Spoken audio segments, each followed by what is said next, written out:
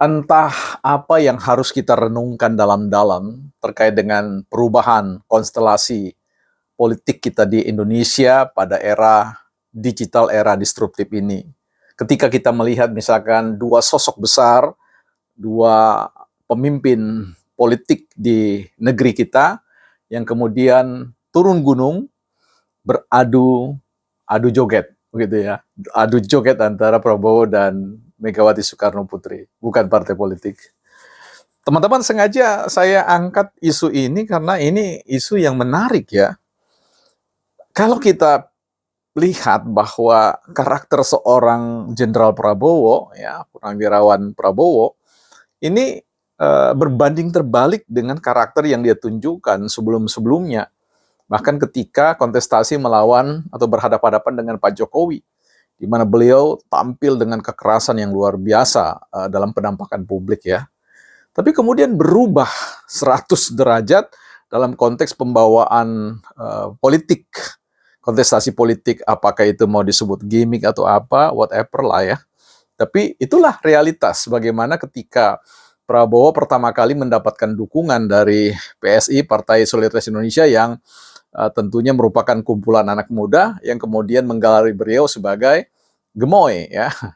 Kata gemoy ini gemas gitu ya, atau gemas oi ya.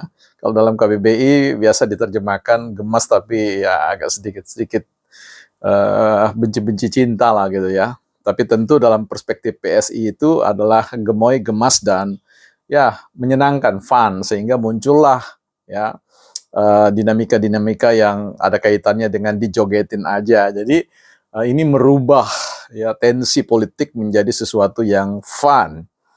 Nah, kemudian belakangan dalam kampanye akbar Ibu Mega, nampak ketika misalkan kakak Sleng mengajak Bu Megawati untuk turun joget ya. Ini sesuatu banget gitu loh, sesuatu yang tidak tidak terlintas dalam benaknya Bu Megawati kalau dia juga pada akhirnya harus berjoget. Nah, ini dua pemimpin yang beradu joget ya, di mana joget itu kemudian bisakah menarik elektabilitas, menggerek elektabilitas atau keterpilihan mereka berdua. Tapi saya kira poin saya bukan itu. Yang ingin saya mau percakapkan ini bagaimana kita how to redefine our political bagaimana mendefinisikan ulang tentang politik kita di Indonesia ini, bahwa ini pun diwarnai oleh penampakan Gibran ya, performa Gibran dalam debat yang memang sebagian besar orang mengatakan bahwa wah ini tidak beretika ya. Nah, benarkah bahwa Gibran dengan performa itu melanggar sebuah etika? Etika yang mana? Jangan-jangan kita berbicara tentang etika yang sebenarnya sudah harus didefinisikan ulang. Karena ketika kita berbicara tentang penduduk kita sekarang ini, mayoritas adalah orang-orang, anak-anak muda yang masuk dalam kategori generasi milenial dan generasi Z yang memiliki etikanya sendiri. Ya, ini hati-hati ya. Jadi ketika menggunakan jaket Naruto, ya, ini juga kan sebenarnya sedang men-challenge jaketnya bombernya Ganjar dan Pak Mahfud ya.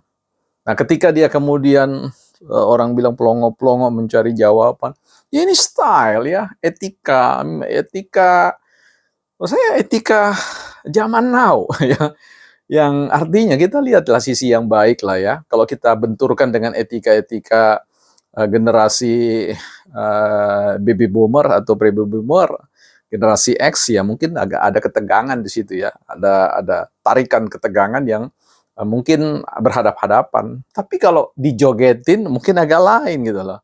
Saya kira pesan itu yang disampaikan oleh Mas Gibran waktu itu. Dia setelah juga di counter balik oleh Profesor Mahfud, dia senyum ketawa gitu. Jadi ada fun gitu, demokrasi yang fun. Jadi saya kira ini ajakan bagi kita semua untuk sudahlah ya, stop untuk mencari titik-titik lemah, bicara tentang etika dan sebagainya. Bukan etika itu tidak penting.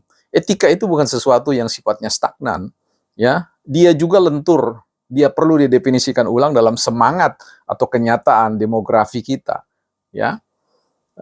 konstruk atau struktur kemasyarakatan kita itu juga sedapat-dapatnya pasti akan diubah, ya, apakah secara natural alami atau mungkin by design, ya.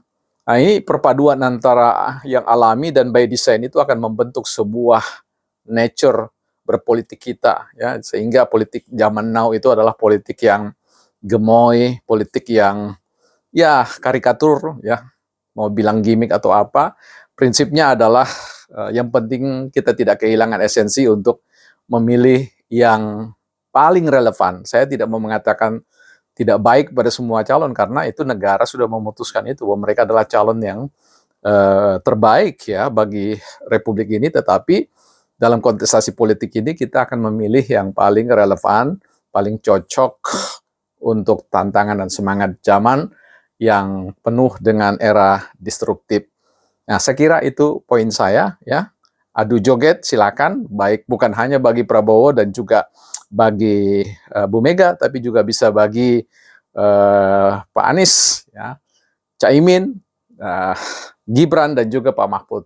Dijogetin aja bapak-bapak sekalian, ya, bukan partai politik.